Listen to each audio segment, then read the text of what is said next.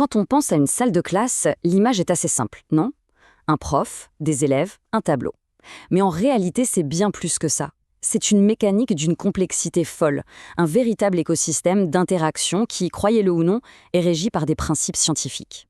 Alors dans cette analyse, on va soulever le capot et regarder ce qui se passe vraiment quand la cloche sonne. Alors, voilà le programme. D'abord, on va définir ce que sont les sciences de l'éducation. Ensuite, on fera une distinction super importante entre deux termes qu'on confond souvent, pédagogie et didactique. Après ça, on plonge au cœur du sujet, les fameux triangles qui permettent de modéliser tout ça. Et puis, on verra comment ça se passe concrètement en classe et surtout, pourquoi tout ce jargon est en fait essentiel. Allez, on commence. La première chose à bien comprendre, c'est que l'enseignement, ce n'est pas juste un art ou une vocation. Non, non. Ça s'appuie sur une vraie science avec ses concepts, ses méthodes et ses modèles. Et donc, la grande question, c'est celle-ci. Que se passe-t-il vraiment dans une salle de classe? Parce qu'au-delà du prof qui parle et des élèves qui écoutent, eh bien, il y a tout un tas de dynamiques, de processus invisibles. Et c'est justement ça que les sciences de l'éducation essaient de mettre en lumière. En fait, il faut voir les sciences de l'éducation comme un carrefour, pas comme une autoroute unique. Elles vont piocher un peu partout. En psychologie, pour comprendre les mécanismes d'apprentissage, en sociologie, pour décortiquer les dynamiques de groupe ou les inégalités, et même en philosophie, pour s'interroger sur le but de l'école. Le but de tout ça, c'est simple, mieux comprendre pour mieux faire. Ok, maintenant, attention. On va aborder une distinction qui est absolument clé. On a deux mots, pédagogie et didactique, qu'on utilise souvent l'un pour l'autre. Pourtant, ils désignent deux angles de vue très différents, mais totalement complémentaires sur l'enseignement. Alors la pédagogie, pour faire simple, c'est le comment. C'est vraiment la relation de la relation. On s'intéresse à quoi? Au lien entre le prof et l'élève, à l'ambiance dans la classe, aux techniques pour motiver, pour encourager, pour gérer le groupe. En gros, c'est tout ce qui permet de créer un environnement où on a envie et où on peut apprendre. La didactique, par contre, c'est le quoi. Là, on zoome sur le savoir, sur la matière elle-même. C'est pour ça qu'on ne dit pas la didactique, mais les didactiques. Il y a une didactique des maths, une didactique du français, etc. La question fondamentale du didacticien, c'est comment je peux prendre ce concept, disons le théorème de Pythagore, et le découper, le transformer pour qu'il devienne compréhensible pour un esprit qui ne le connaît pas encore. Ce tableau résume parfaitement tout ça. D'un côté, le pédagogue, c'est le généraliste de la relation, de l'humain. De l'autre, le didacticien, c'est le spécialiste du contenu, de la matière. On pourrait dire que le pédagogue se demande comment je vais les faire apprendre, tandis que le didacticien se demande comment je vais structurer ce qu'ils doivent apprendre. Et bien sûr, un bon enseignant, c'est un peu des deux. Les deux casquettes sont absolument indispensables. Bon, maintenant qu'on a posé les bases, on arrive au cœur de notre analyse. On va parler des triangles. Alors ça peut paraître un peu abstrait comme ça, mais ce sont des outils hyper puissants pour visualiser et comprendre toutes les dynamiques qui sont à l'œuvre dans une classe. Parce qu'au fond, toute situation d'enseignement, mais vraiment n'importe laquelle, repose sur trois piliers. Il y a toujours un enseignant, un apprenant, l'élève, et un savoir. Toujours. Et c'est tout le jeu, toute la danse entre ces trois pôles qui va définir ce qui se passe en classe. Et voilà le premier, le triangle didactique. Lui, son but, c'est de suivre le trajet du savoir.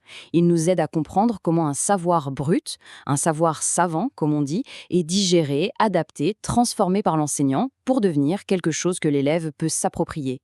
C'est tout le processus de la transmission. Chaque côté du triangle représente une interaction, un axe. L'axe enseignant-savoir, c'est tout le boulot de préparation du cours. L'axe enseignant-apprenant, c'est la relation, la médiation, l'aide apportée. Et puis, il y a l'axe apprenant-savoir. Et celui-là, il est fondamental. C'est le moment de l'apprentissage pur, le moment où l'élève se confronte au contenu et construit son propre savoir. C'est là que la magie opère, en quelque sorte. Maintenant, regardez bien, on passe au deuxième modèle, le triangle pédagogique. On garde les trois mêmes sommets. Enseignant, apprenant, savoir, mais on change complètement de lunettes. L'idée ici n'est plus de suivre le savoir, mais d'analyser les relations, les postures. La question qu'on se pose, c'est, dans une situation donnée, quel côté du triangle est privilégié? Où se place l'enseignant? Et quand on les met l'un à côté de l'autre, c'est limpide. Le didactique s'intéresse au contenu, le pédagogique aux relations. Pour être très concret, un cours magistral classique, où le prof expose son savoir, on est en plein sur l'axe enseignant-savoir du triangle pédagogique.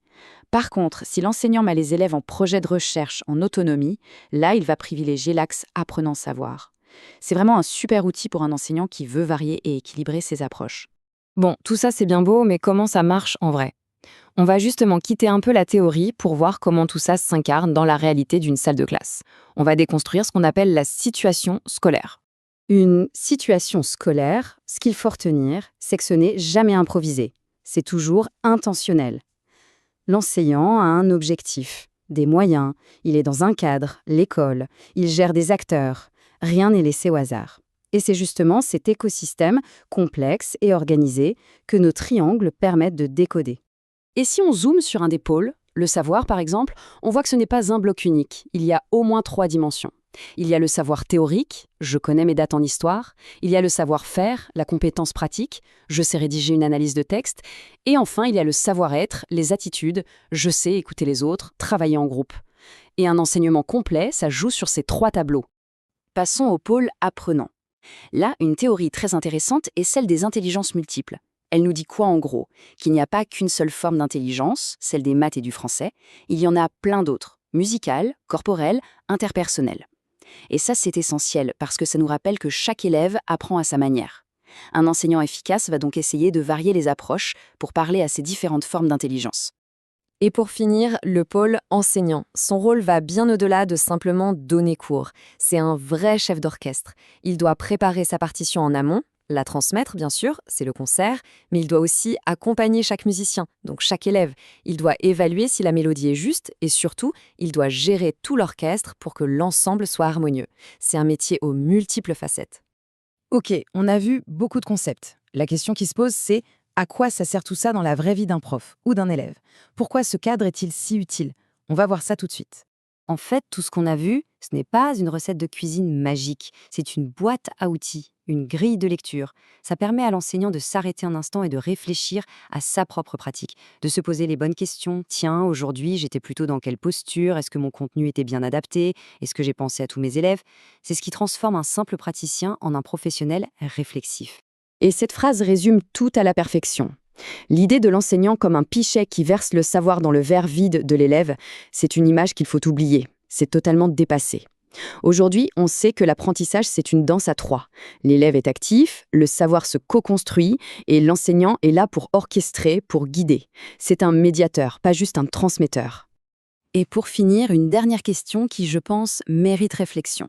À notre époque où n'importe qui peut trouver n'importe quelle information en 3 clics sur son téléphone, quelle est la relation la plus cruciale dans ce triangle? Est-ce que c'est la capacité de l'élève à se connecter directement au savoir? Ou est-ce qu'au contraire, le lien humain, la relation entre l'enseignant et l'apprenant n'a jamais été aussi importante pour donner du sens à tout ça? Vaste question.